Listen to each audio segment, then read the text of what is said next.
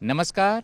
पंचायत से पार्लियामेंट तक इस कार्यक्रम में देश भर की जो महिला प्रतिनिधि हैं वो संसद भवन पहुंची हैं।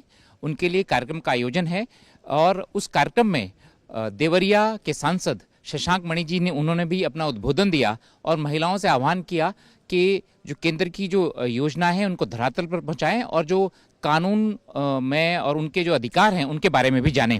हमारे साथ शशांक मणि जी हैं। आपका संसद टीवी में बहुत बहुत स्वागत है।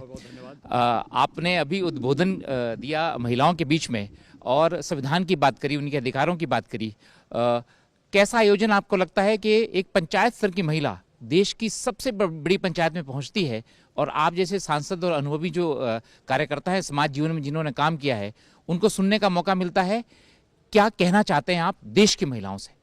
सर्वप्रथम मैं ये कहना चाहता हूँ कि ये 75वीं वर्षगांठ है हमारे संविधान की, तो ये बहुत मौखिक है, बहुत प्रासंगिक है कि हम लोगों ने महिलाओं का इतना बड़ा समागम, करीब 502 महिलाएं जो कि प्रधान रही हैं अपने अपने क्षेत्रों में, उनका यहाँ समागम हुआ। इसके लिए मैं यहाँ पर स्पीकर साहब ओम बिरला जी को और अन्य लोगों को बहुत बहुत साधुवाद देना चाहता हूँ कि बहुत समय पे इन्होंने इस कार्यक्रम का आयोजन किया। जो मैंने बोला मैं दोहराना चाहता हूँ कि मैं चाहता हूँ कि विकसित भारत के संकल्प के लिए जो हम सब ने लिया है आदरणीय प्रधानमंत्री जी के नेतृत्व में, उसमें विकसित भारत में महिला का योगदान बहुत आवश्यक है। और उसमें कई सालों से, करीब 10 साल से जो कई कार्यक्रम भारतीय जनता पार्टी महिलाओं के लिए कर रही है, चाहे वो शौचालय का हो, चाहे वो पानी का हो, चाहे वो जुला स्कीम हो, उसी के साथ साथ जो महिला आरक्षण का बिल आया है, अधिनियम आया है, उससे एक नई शक्ति मिलेगी हम सबको। और इसलिए मैं समझता हूँ कि महिलाओं का ये कर्तव्य होता है कि अपने अपने ग्राम सभा में, अपने अपने विधानसभा में, अपने अपने पार्लियामेंट के सत्र में अपनी आवाज़ बुलंद करें। नेतृत्व की ज़रूरत है महिलाओं को, देश को और पूरे विश्व को, और इसका जो शुरुआत होगी वो भारत से होगी। आपने कहा बेटियों का उपनयन संस्कार भी होना चाहिए और आपने बेटियों का भी करवाया है। क्या कहना चाहते हैं आप देश की बेटियों से और महिलाओं से?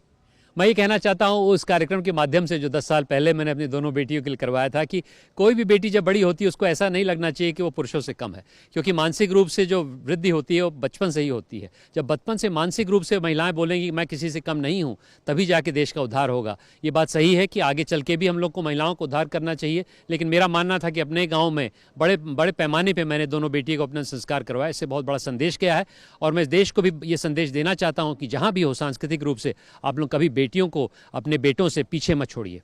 आधी आबादी जो है उनका महत्वपूर्ण योगदान है।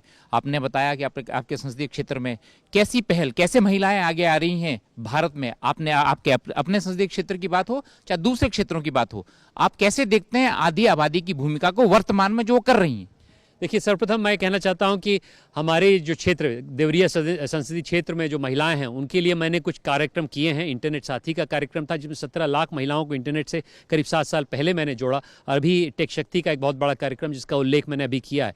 तो मैं समझता हूँ कि जब महिलाओं को आर्थिक प्रगति मिलती है तो सामाजिक प्रगति भी मिलेगी, लेकिन उसी के साथ साथ जब राजनीतिक प्रगति मिलेगी, क्योंकि आज की तारीख में जैसा मैंने कहा अधिकार दिया नहीं जाता, लिया जाता है, और लेने का सबसे बड़ा माध्यम है हमारा जो एक वोटिंग का पैटर्न है। और आपको मालूम होगा पिछले 4 संसदीय चुनावों में धीरे धीरे करके पहले 4.5% कम था पुरुषों से, फिर 1.5% कम हुआ, आज की तारीख में बराबर हो गया है। तो पुरुषों के बराबर मत जब महिलाएं देती हैं, और महिलाओं का मत दोस्तों विकास का मत होता है, वो जाति धर्म से अलग विकास के लिए काम करती हैं। इसलिए जो अभी अधिनियम आ रहा है और जो मेरे क्षेत्र में भी काम हो रहा है उसमें महिलाओं ने मेरा समर्थन किया है, मोदी जी का, योगी जी का समर्थन किया है। इसके लिए बहुत कृतज्ञ हूँ और आगे भी महिलाओं के लिए हर समय काम करता रहूँगा। आपका बहुत बहुत धन्यवाद।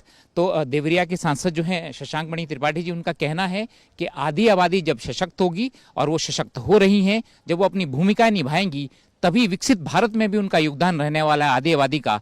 तभी भारत जो है वो विकसित बनेगा और इसके लिए अगले 25 वर्षों में महिलाओं का सशक्त होना बहुत ज़रूरी है।